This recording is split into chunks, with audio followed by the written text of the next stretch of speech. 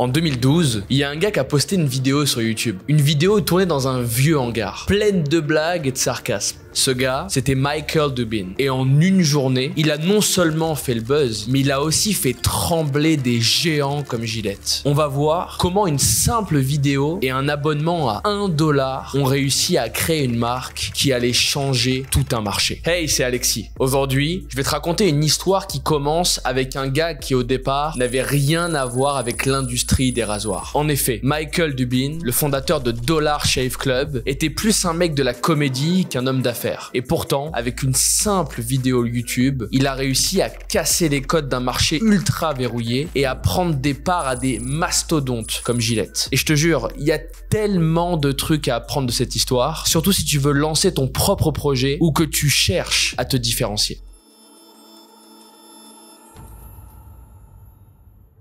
Michael Dubin, comme tout le monde, allait acheter des rasoirs au supermarché. Et franchement, ça lui prenait la tête. Ces rasoirs-là, ils sont chers, ils sont planqués derrière des vitrines comme si c'était des montres de luxe, et t'as toujours l'impression que tu payes bien trop pour un truc aussi basique. C'est là que Dubin s'est dit, il y a moyen de faire mieux que ça. Parce qu'en vrai, qui a besoin de 5 lames et de je ne sais quel gel lubrifiant intégré? La plupart des gens veulent juste se raser sans y laisser un bras. Moi non, je garde la barbe, je l'ai un peu taillé, je sais pas si vous avez remarqué, mais il est vrai que la plupart des gens veulent juste pouvoir se raser. Et pas tout le monde a envie d'avoir le rasoir, les 15 lames, le gel, la mousse, l'après-rasage, etc.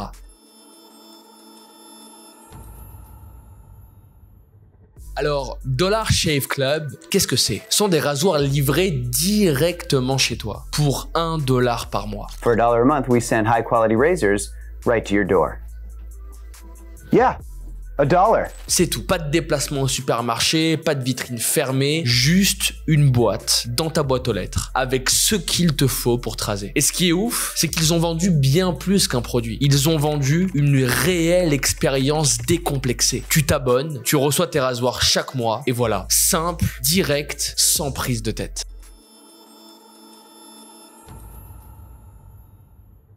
Un sujet qui est intéressant là-dedans, c'est que moi je m'en suis rendu compte il y a de ça pas mal de temps. Très souvent, réussir à faire un business, ça peut simplement être de prendre un produit et de le simplifier, de le rendre plus direct ou moins cher, ou en tout cas supprimer des étapes. Et ce que je trouve fort dans cette histoire, c'est que ce gars-là n'a absolument pas réinventé l'eau chaude. Il a juste pris un produit qu'il trouvait trop cher, trop compliqué d'accès et il l'a simplifié au maximum. Et très souvent, dans ta boîte, dans ton projet, dans tes business, il y a plein de choses que tu fais et qui en réalité sont trop complexes, inutiles, ajoutent des étapes qui en réalité n'ont pas beaucoup d'intérêt. Si je peux te donner un conseil, à chaque fois que tu as un projet, si tu as envie de l'améliorer, demande-toi comment est-ce que tu peux simplifier le process. Et très souvent, derrière une simplification se cache une réelle amélioration de ta boîte.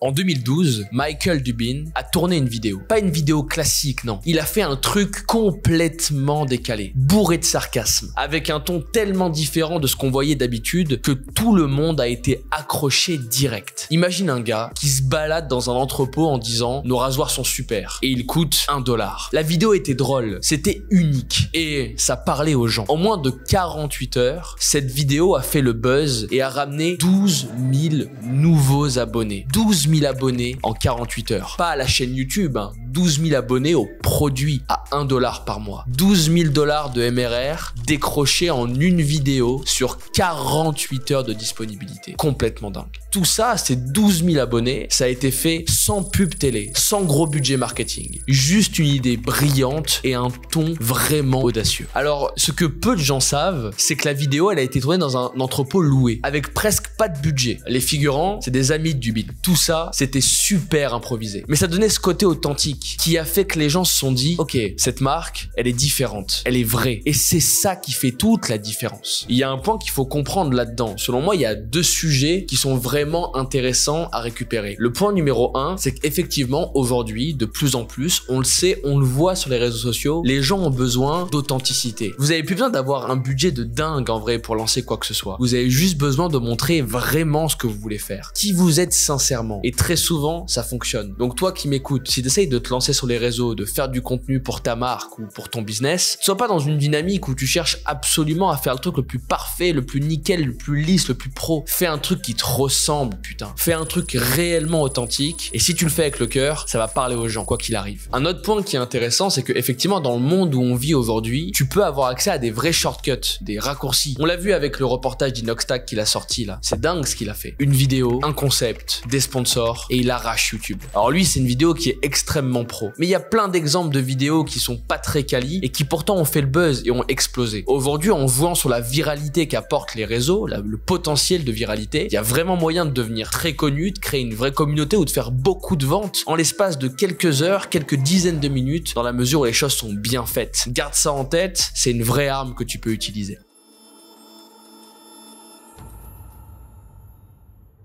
Le vrai coup de génie de Dubin, c'était pas juste de vendre des rasoirs pas chers, c'était de le vendre sous forme d'abonnement. Tu t'inscris une fois et ensuite, chaque mois, tu reçois tes lames sans y penser. Et ça, pour le coup, c'était vraiment révolutionnaire. Parce qu'il a compris que les gens n'avaient pas envie de se prendre la tête avec ça. L'abonnement, c'est un moyen hyper efficace de garder les clients. Chaque mois, ils reçoivent leur boîte. Et chaque mois, ils sont rappelés par la marque, sans que Dubin ait besoin de dépenser des millions en pub. Ce qu'il faut comprendre, c'est que le MRR, Monthly Recurring Revenue, c'est un point qui est absolument essentiel pour beaucoup d'entreprises. Et aujourd'hui, si tu as une boîte ou un projet, il y a de grandes chances que tu aies une possibilité de modifier une métrique qui te permette d'avoir de l'argent qui revienne tous les mois. C'est pas tout le temps intéressant de le faire, mais pour autant, je te conseille de te poser la question. Est-ce que ta boîte, est-ce que ton projet ne serait pas plus rentable, plus intéressante si t'ajoutais un système payable mensuellement? Pose-toi la question parce que effectivement, si tu as un vrai bon produit, que les gens apprécient, que les gens consomment, dans la mesure où tu leur proposes de payer, de consommer ce produit avec un abonnement, il y a très grande chance que s'ils apprécient le produit, ça te fasse gagner énormément d'argent sur le moyen et le long terme. Un autre point, c'est que là, il l'a fait pour le domaine du rasoir, mais imagine tout le champ des possibles. Ce gars-là a pris un domaine spécifique, les rasoirs et les lames de rasoir, et il en a créé un business par abonnement. Mais regarde autour de toi, toutes les choses, les centaines et des centaines de consommables qui nous entourent. Dis-toi bien que pour chaque consommable qu'on utilise encore et encore, il y a une possibilité de créer une boîte qui offre ses produits avec de l'abonnement. Et ça, dans ma vision du monde, si tu arrives à créer un bon branding autour de cette marque, c'est très souvent une bonne idée.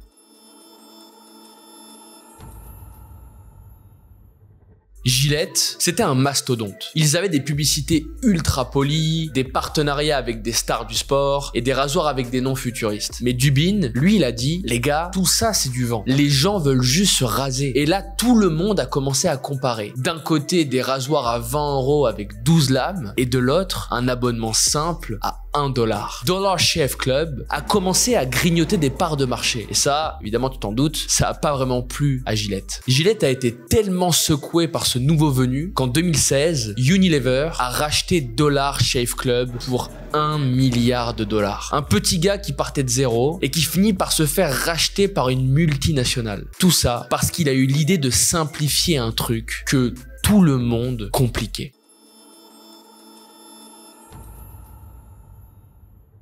Ce qui est vraiment malin, Dubin a su créer une vraie communauté. Les clients de Dollar Shave Club, c'était pas juste des consommateurs, c'était des fans. Ils aimaient l'esprit de la marque, son côté franc et drôle. Et ils en parlaient autour d'eux. En fait, c'était du bouche à oreille 2.0, boosté par les réseaux sociaux. Chaque nouvelle boîte reçue était une nouvelle raison de parler de la marque. Et ça a créé un vrai effet boule de neige. Ce qu'on peut retenir, c'est que l'authenticité, ça paye. Quand t'es vrai, quand tu t'adresses aux gens avec un ton sincère et décontracté, ils te suivent. Dollar Shave Club n'a jamais essayé de ressembler à Gillette. Ils ont joué sur leurs différences, sur leur humour, et ça a payé. Je te prends une petite minute pour te parler de Closers. Chez Closers, on crée des équipes de vente d'entreprises d'exception et on est en train de créer la plus grande équipe de vendeurs indépendants du monde. On est actuellement en train de recruter des nouveaux vendeurs. Donc si t'es intéressé par devenir un closer, un vendeur indépendant, clique sur le lien juste en dessous qui est un lien de recrutement et vois si tu peux potentiellement intégrer nos équipes de vendeurs.